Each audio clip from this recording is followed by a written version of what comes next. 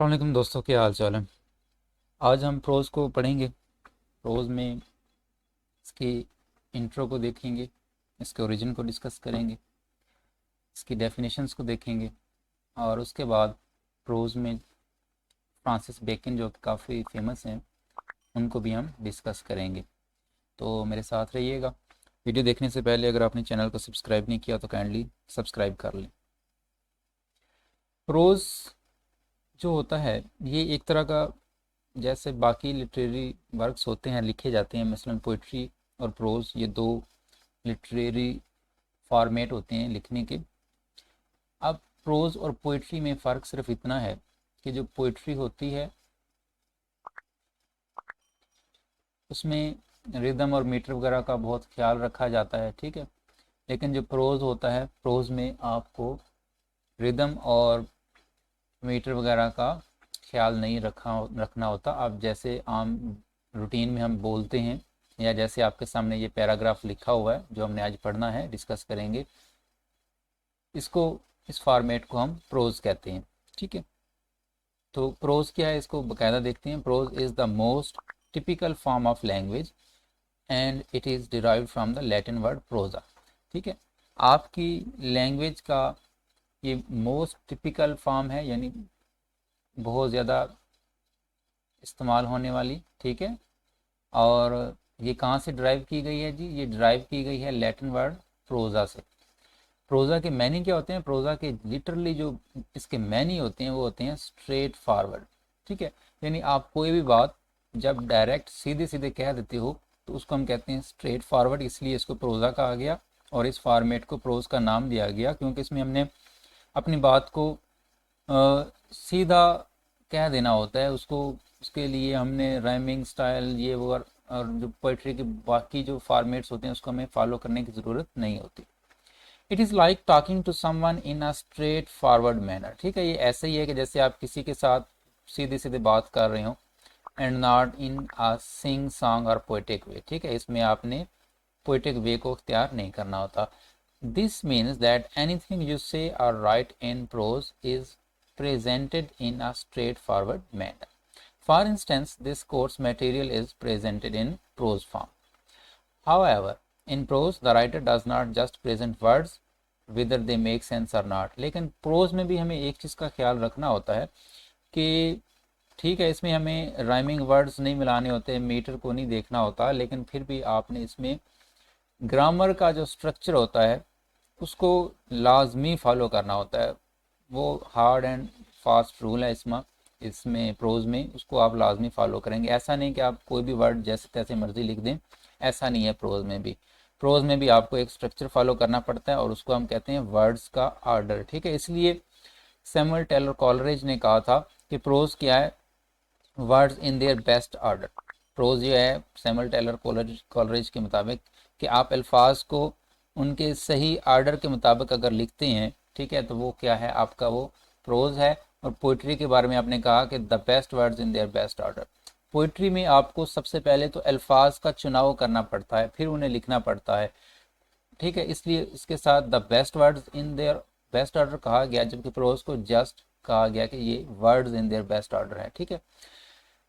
Even in everyday speech we arrange words in a proper way, ठीक है। हम जब भी कुछ बोलते हैं हमारी रोज़मर्रा की ज़िंदगी में भी, तो वो क्या होता है? वो एक प्रोज स्टाइल ही होता है, ठीक है, क्योंकि उसमें हमने लफ्ज़ जो होते हैं वो बोलने होते हैं, हमें उसमें उनके स्टाइल को फॉलो नहीं करना होता कि ये वर्ड्स मैच कर रहे हो, ठीक है, राइम बन रही हो, मीटर फॉलो हो रहा है या नहीं हो रहा, ये चीज़ें हमने उसमें नहीं देखनी होती। हमने जस्ट ये देखना है कि हम जो अल्फाज बोल रहे हैं क्या उसका कोई सेंस बनता है या नहीं, ठीक है। मसलन मैं अगर कहता हूँ कैट is eat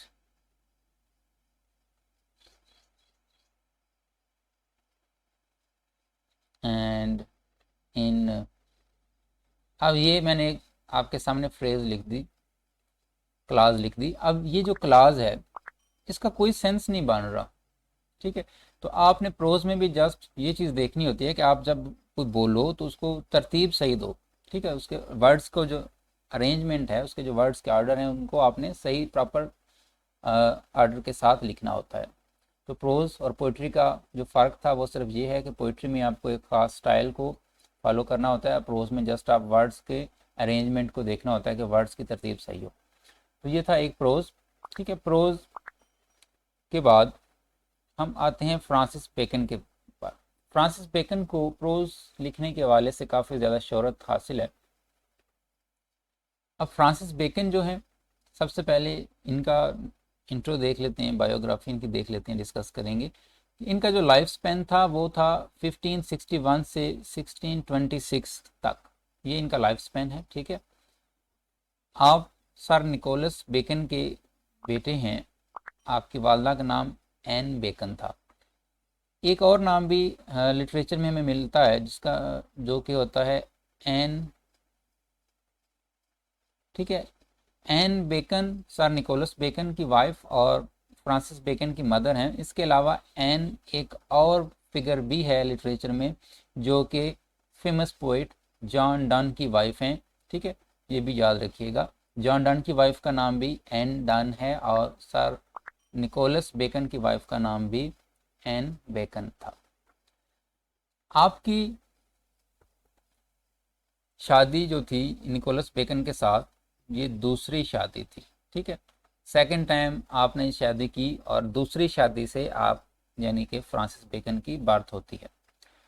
आपकी स्टडी को अगर डिस्कस किया जाए तो आपने अर्ली जो अपनी पढ़ाई थी वो होम ट्यूशन्स के ज़रिए कंप्लीट की। फिर उसके बाद आप ट्रिनिटी कॉलेज गए। ठीक है, कैम्ब्रिज में, वहाँ पे आप पढ़ते रहे अपने भाई के साथ, लेकिन आपको डिग्री नहीं मिली। ठीक है, गॉट नो डिग्री। यहाँ पे याद रखिएगा कि जॉन डन जो थे उन्हें भी डिग्री नहीं मिली थी। सिमिलरली आपको भी कोई डिग्री नहीं दी गई थी। आपको first recipient of the Queen's Counsel designation का अवार्ड भी हासिल है कि आप क्वीन एलिजाबेथ के फर्स्ट उनके काउंसलर थे, उनके लीगल एडवाइज़र थे। ठीक है, आप अभी ट्रिनिटी कॉलेज में पढ़ रहे होते हैं कि आप अभी कॉलेज में पढ़ रहे होते हैं कि क्वीन एलिजाबेथ जो हैं, ठीक है, क्वीन एलिजाबेथ वो कॉलेज में आती हैं और यहाँ पे फर्स्ट टाइम आपकी मुलाकात होती है फ्रांसिस बेकन के साथ। आप फ्रांसिस बेकन को आपकी प्रीशियस इंटेलेक्ट, आपकी जहानत, आपकी हाजिर दिमागी की वजह से काफ़ी ज़्यादा पसंद करती हैं और आप उन्हें आदतन कहा करती थी, आप उन्हें यूं मुखातब किया करती थी द यंग लॉर्ड कीपर के नाम से। ठीक है, द यंग लॉर्ड कीपर के नाम से आप यानी कि क्वीन एलिजाबेथ जो थी वो आपको मुखातिब किया करती थी। ये चीज़ भी याद रखिएगा, एमसीक्यूज़ में अक्सर पूछ लिया जाता है कि कौन से लिटरेरी फिगर को द यंग लॉर्ड कीपर के नाम से जाना जाता है, तो फ्रांसिस बेकन को। और कौन कहा करती थी आपको young Lord keeper? Queen Elizabeth. ठीक है, आपको 1597 में, ठीक है, क्वीन एलिजाबेथ ने अपना लीगल एडवाइज़र भी बना लिया था। तो आपको ये एजाज़ हासिल है कि आप क्वींस काउंसिल डेजिग्नेशन में फर्स्ट रिसिपिएंट थे, यानी पहले बंदे थे लिटरेरी पर्सन्स में से। आपकी जो शादी है, आपकी शादी हुई एलिस बर्नहम के साथ 3 जुलाई 1606 में। बाज़ बुक्स में 1604 भी आया है और बाज़ बुक्स में 1606 लिखा गया है।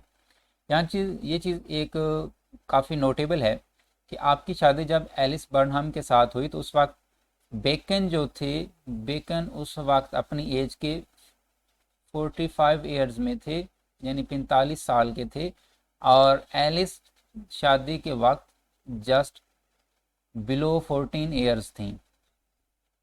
ठीक है, और 14 ईयर्स भी हम तब काउंट कर सकते हैं अगर हम ये माने कि शादी 1606 में हुई।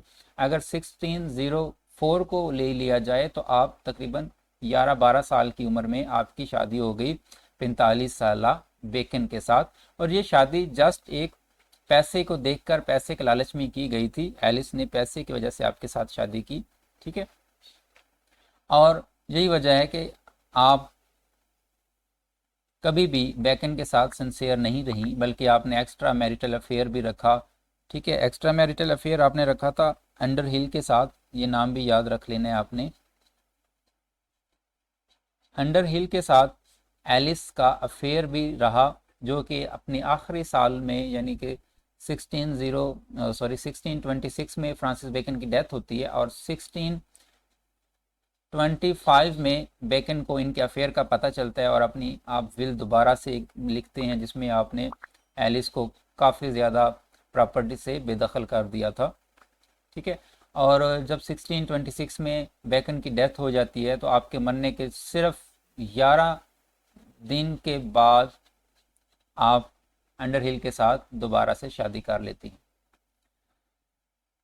आपकी जो मौत होती है 1626 में, ठीक है, निमोनिया की वजह से आपकी मौत हो जाती है, और आपके कोई पीछे एड्स नहीं है, ही हैड नो एड्स। ठीक है, आपके बच्चे वगैरह नहीं हैं, ये चीज़ भी आपने याद रखना है कि फ्रांसिस बेकन के एड्स नहीं हैं।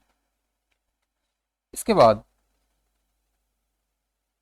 अगर यहाँ तक मैं समझता हूँ कि एक कंप्रीहेंसिव बायो इसका हो गया है। इम्पोर्टेंट वर्क्स की अगर बात कर ली जाए तो इम्पोर्टेंट वर्क्स में आपने ये याद रखना है कि आपने अपनी लाइफ में जो सबसे ज़्यादा मकबूलियत हासिल की वो आपकी एसेस की वजह से आपको अपनी लाइफ में मकबूलियत हासिल हुई। मैं ज़रा इसको रेज कर लूँ।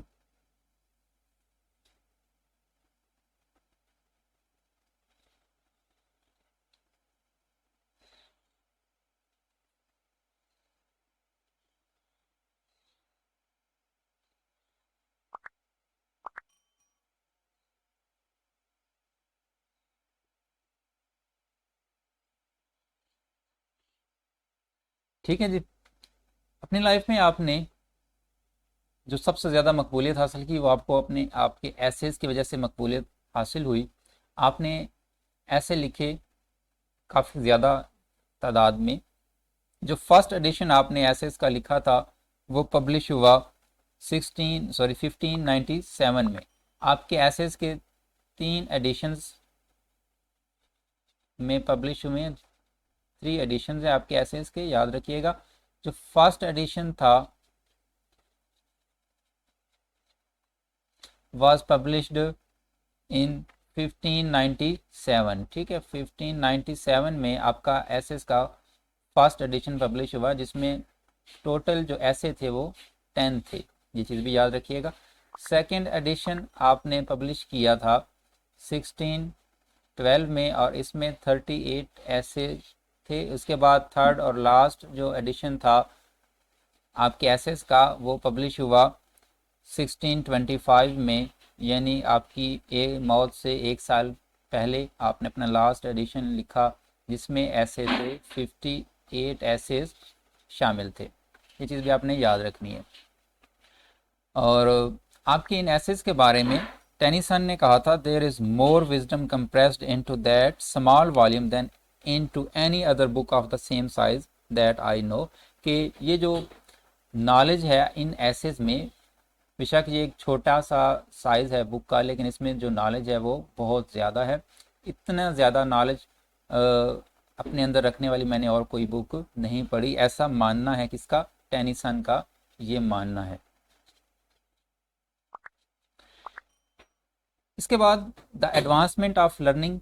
ठीक है, ये आप चूँकि मॉडर्न फिक्शन के हवाले से आपने काफ़ी लिखा है, ये 2 बुक्स थी, ठीक है, जो आपने लिखी, और इन बुक्स के ऊपर मॉडर्न साइंटिफिक मेथड्स काफ़ी ज़्यादा बेस करते हैं आपके इस बुक के ऊपर। ठीक है, काफ़ी ज़्यादा साइंटिफिक जो मेथड्स हैं वो बेस करते हैं। ये फाउंडेशन आप कह सकते हैं, न्यू फाउंडेशन कह सकते हैं आप। ठीक है, इसके बाद और जो एडवांसमेंट ऑफ लर्निंग जो लिखी गई ये 1603 में आपने 1605 में ये लिखी गई। 1605 में एडवांसमेंट ऑफ लर्निंग लिखा, और 1612 में जब आपने सेकेंड एडिशन लिखा था एसेस का, उसी साल आपने न्यू एटलांटिस नाम की बुक भी लिखी। इसके बाद हिस्ट्री वर्क में आपने हिस्ट्री ऑफ हेनरी फोर्थ को लिखा, ठीक है, ये पब्लिश हुआ है 1622 में। और history of life and death जो है ये भी एक हिस्ट्री वर्क है, ये दोनों हिस्ट्री वर्क हैं। एंड हिस्ट्री ऑफ हेनरी जो 7th है ये पब्लिश हुआ 1622 में। जो history of life and death है ये भी आपने लिखा, ठीक है, ये भी आपका एक काफ़ी ज़्यादा फेमस वर्क है जो कि एक साल बाद 1623 में पब्लिश किया गया। इसके बाद वर्क्स बाय फ्रांसिस बेकन, ये भी एक कलेक्शन था आपके वर्क का जो कि पोस्टहमसली पब्लिश हुआ 1803 के अंदर। याद रखिएगा ये पोस्टहमस वर्क है जो कि आपके मरने के बाद पब्लिश हुआ। हर वो वर्क जो राइटर के मरने के बाद पब्लिश होता है उसे हम पोस्टहमस वर्क कहते हैं। तो ये एक आपका पोस्टहमस वर्क था। आपका जो ये लिटरेरी वर्क हैं इनको हम 3 डिविजन्स में तकसीम कर सकते हैं, ठीक है, आपके वर्क को 3 डिविजन्स में तकसीम किया जा सकता है। उसमें से आप एक डिवीजन बनाओगे फिलोसफिकल, यानी आपने फिलोसफिकल वर्क भी लिखे। दूसरी जो डिवीजन हम करते हैं आपके वर्क की वो आप कर लेंगे लिटरेरी। और थर्ड जो आपका वर्क है वो प्रोफेशनल डिवीजन कहलाता है, ठीक है, प्रोफेशनल। तो 3 डिविजन्स में आपके वर्क को हम तकसीम करते हैं। ये था आपके इम्पोर्टेंट वर्क्स के बारे में।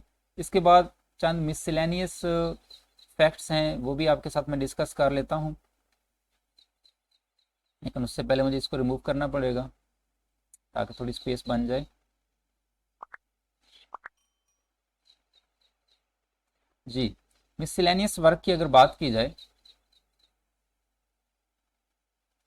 तो बेकन के बारे में कहा जाता है, Bacon has been called the father, sorry gather नहीं, यहाँ पे फादर लिखना था, टाइपिंग मिस्टेक है, फादर ऑफ एम्पिरिसिज्म। आपको फादर ऑफ एम्पिरिसिज्म कहा जाता है। अब एम्पिरिसिज्म क्या होता है? एम्पिरिसिज्म एक ऐसी फिलॉसफी की आप कह सकते हैं थ्योरी है जिसमें ये माना जाता है कि आप जो भी नॉलेज गेन करते हैं, जो भी इंसान अपनी लाइफ में सीखता है, वो सारा जो नॉलेज होता है कम्स ओनली और प्राइमरली फ्रॉम सेंसरी एक्सपीरियंसेस, ठीक है। वो आप सब कुछ अपने हिस्स, यानी जो देखने की, सुनने की, बोलने की, ये जो हिस्सें होती हैं, इन सेंसेस के ज़रिए से इंसान अपनी लाइफ में सारा नॉलेज जो आता है वो हासिल करता है। तो इस थ्योरी को कि इंसान जितना भी नॉलेज हासिल करता है उसमें ज़्यादातर मेनली नॉलेज कहाँ कैसे हासिल करते हैं, सेंसरी एक्सपीरियंस से हम हासिल करते हैं। तो इस थ्योरी को हम कह सकते हैं एम्पिरिसिज्म, ठीक है। याद रखिएगा, नॉलेज मैं लिख देता हूँ आपकी रहनुमाई के लिए।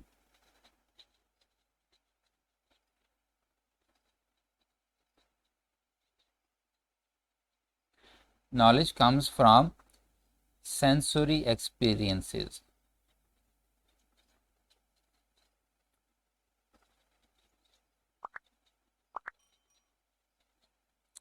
ठीक है जी, ये कहलाता है एम्पिरिसिज्म। एम्पिरिसिज्म थ्योरी के बारे में भी क्वेश्चन पूछा जा सकता है कि एम्पिरिसिज्म क्या होता है, तो आपने याद रखना है कि it is a theory that states that knowledge comes only और प्राइमरली फ्रॉम सेंसरी एक्सपीरियंस। ये चीज़ आपने कर लेनी है। इसके अलावा आपको फादर ऑफ एसेज भी कहा जाता है क्योंकि आपको एसेज की वजह से काफ़ी ज़्यादा फेमस हुई, तो फादर ऑफ ऐसे भी हम फ्रांसिस बेकन को कहते हैं। इसके अलावा आपके बारे में जो एक फैक्ट है वो ये है कि किंग जेम्स वन जो हैं, किंग जेम्स वन यानी एलिजाबेथन के क्वीन एलिजाबेथ के बाद जो है किंग जेम्स वन और बेकन जो हैं, और किंग जेम्स वन ने आपको अपने लाइफ में अपने यानी दौरे हुकूमत में बेकन को एक नाइट का ओहदा दे दिया था। ये भी आपने याद रख लेना है। यानी आप एलिजाबेथ के टाइम में आप क्या थे, आप एक लीगल एडवाइज़र के तौर पर काम कर रहे थे कोर्ट में, और किंग जेम्स आए तो आपने प्रमोट करके बेकन को एक नाइट का ओहदा दे दिया। तो जो इल्ज़ाम है, जो एलिगेशंस हैं वो कुछ ऐसी हैं कि किंग जेम्स वन और बेकन जो थे वो दोनों होमोसेक्सुअल थे, यानी दोनों ही मैस्कुलाइन लव पे ज़्यादा ख्वाहिश रखते थे, ठीक है। ही गेव द थ्योरी, इसके अलावा आपको ये भी कहा जाता है फ्रांसिस बेकन के बारे में, he gave the theory of duality of truth, कि आपने सच के दो रुख बयान किए। आपका मानना था कि जो ट्रूथ होता है वो दो तरह का होता है, एक होता है जी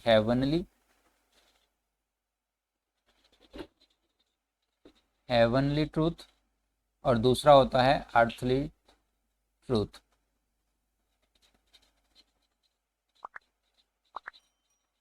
ठीक है।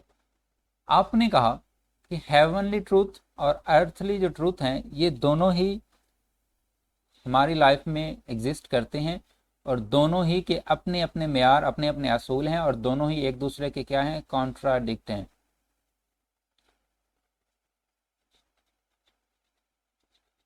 यानी एक दूसरे के उलट हैं। कोई भी बंदा इन दोनों को लेके नहीं चल सकता, एक दूसरे के मुतजाद हैं। और इसके अलावा आपने ये चीज़ प्रूव की कि जो आइडियल्स होते हैं, यानी जो असूल होते हैं, वो बेशक अच्छे होते हैं, फॉलो करने चाहिए। आपने कहा ideals are definitely good, but ideals are only for ideal people. आपका मानना था कि आइडियल्स जो होते हैं, मानते हैं आप इस चीज़ को कि वो अच्छे होते हैं, आपका मानना था कि आइडियल्स बहुत अच्छी चीज़ है, लेकिन आपका ये कहना था कि ideals are only for ideal and perfect people. आपका ये मानना था कि जो असूल होते हैं, ठीक है, बाज़ लोगों ने रखे होते हैं ना कि अपनी लाइफ में उन्होंने असूल अपना रखे होते हैं।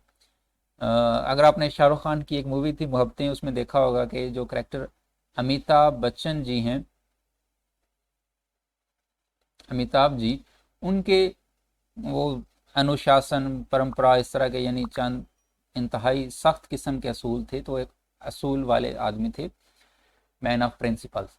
तो आपका मानना था कि आइडियल्स आर ओनली, सॉरी मैंने गलत लिख दिया, लिखना था मैंने ideals are good only for ideal, यहाँ पे बस गुड लिख दें, ideals are good only for ideal and perfect people, कि ज़िंदगी में असूल ज़वाबित रखना, प्रिंसिपल्स को फॉलो करना अच्छी चीज़ है, लेकिन ये जो चीज़ें हैं, ये आइडियल्स को फॉलो करना, ये सिर्फ आइडियल और परफेक्ट लोगों के लिए बेहतर है, ठीक है। जो आइडियल लोग नहीं होते, जो इम्परफेक्ट पीपल होते हैं, इम्परफेक्ट मीन्स जो जिनमें किस तरह की खामी होती है, ठीक है, किसी भी तरह की हो सकती है खामी, इम्परफेक्ट पीपल कांट फॉलो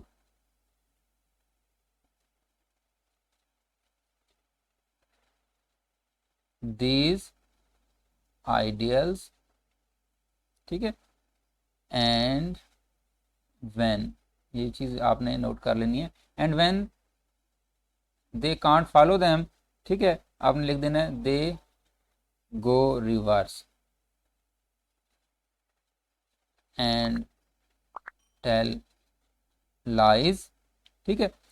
ये चीज़ आपने डुअलिटी ऑफ ट्रूथ के बारे में लिखते हुए कहा कि एक चीज़ तो ये है कि हेवनली ट्रूथ और अर्थली ट्रूथ, ट्रूथ दो तरह के होते हैं और वो भी एक दूसरे के उलट होते हैं। और दूसरी चीज़ आपने ये कही कि सोल्स होते हैं, जो आइडियल्स होते हैं, वो एक अच्छी चीज़ है, लेकिन आइडियल्स के भी दो रुख होते हैं।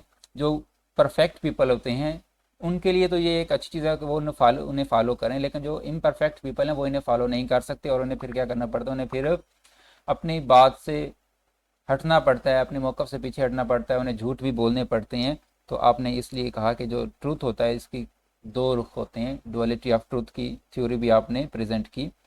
मज़ीद आपने ये कहा कि ऐसे लोग जो इम्परफेक्ट होते हैं उन्हें चाहिए कि वो क्या करें, एक्सपीडियंसी का मुजाहरा करें। अब ये एक्सपीडियंसी क्या होता है?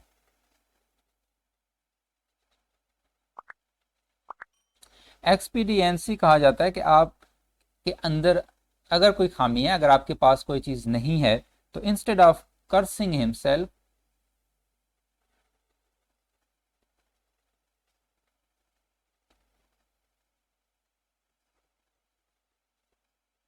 ठीक है, अगर आपके पास एक चीज़ नहीं है तो आप क्या करो, इंस्टेड ऑफ कर्सिंग हिमसेल्फ उनका मानना है कि वन शुड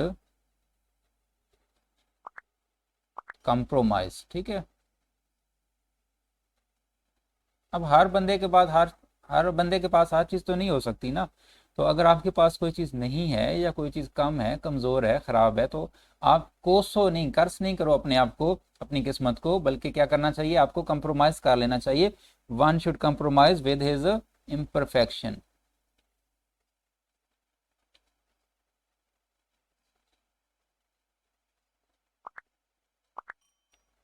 ठीक है, उसको अपनी इम्परफेक्शन के साथ कंप्रोमाइज़ कर लेना चाहिए। इस चीज़ को हम क्या कहते हैं, इस चीज़ को हमने नाम दे रखा है XPDNC का, से हम नाम देते हैं। तो आपने ये दोनों चीज़ें याद रख लेनी है। डुअलिटी ऑफ ट्रूथ क्या होता है, XPDNC क्या होता है, एम्पिरिसिज्म क्या है, फादर ऑफ एम्पिरिसिज्म कौन कहलाते हैं। ठीक है, ये सारी चीज़ें आपने याद रखनी है। इसके बाद थोड़ी और बातें हैं। अभी हमने इसकी फ्रांसिस बेकन की जब लाइफ स्पेन में डिस्कस किया था, आपका जो रिलेशनशिप था एन बेकन के साथ, सॉरी एन बेकन तो आपकी मदर थी, एल्स के साथ, ठीक है, एल्स बर्नहाम के साथ। तो आपने शायद वहाँ से, चूँकि आपको कुछ फेथफुल रिलेशनशिप वो आपका प्रो नहीं हुआ कोई प्रूव, तो आपका मानना था ऐसा कि लव जो होता है वो एक क्या है, वो बचकाना हरकत है, बच्चों की चीज़ है। ठीक है, तो आप मानते थे, मैं लिखता हूँ, लव अपेयर्स टू हिम, ठीक है, love appears to him to be a child of folly. ठीक है, मेरी राइटिंग काफ़ी ज़्यादा गंदी है, और ख़ास तौर पर जब यहाँ पे लिख रहा हूँ तो बिल्कुल भी बस गुजारा करें। तो आपके नज़दीक लव अपेयर्स टू हिम क्या था, आपके नज़दीक अ चाइल्ड ऑफ फूली था। ठीक है, इसके अलावा आपने एक चीज़ और याद रखनी है कि आपका आपका अपनी लाइफ को लेके कहना था कि मेरी लाइफ में आई हैव 3 गोल्स। आप अपनी लाइफ को इस तरह से कहते हैं कि मेरी ज़िंदगी में 3 गोल्स हैं, और वो क्या है, एक तो ये कि मुझे अनकवर करना है, टू अनकवर ट्रूथ। ठीक है, एक उनका मानना था कि मैंने ये काम करना है। उसके बाद आपने कहा दूसरा जो मेरी ज़िंदगी का मकसद है वो ये है कि मैं अपना जो मुल्क है इसको सर्व कर सकूं, सर्व कंट्री। और थर्ड आपका जो गोल था वो था to serve his church. Church से मुझे याद आया कि आप एक एंजलिकन बिलीवर थे, याद रख लीजिएगा। ठीक है, एंजलिकन, और क्वीन एलिजाबेथ भी एक एंजलिकन थी। ठीक है, आप एक एंजलिकन चर्च को मानने वाले थे। तो आपका कहना था कि मेरी ज़िंदगी में 3 गोल हैं, मैं सच्चाई को सामने ला सकूं, आश्कार कर सकूं, अपने मुल्क के लिए कुछ कर सकूं, और अपने चर्च के लिए कुछ कर सकूं। ये आपकी लाइफ में आपके 3 गोल रहे।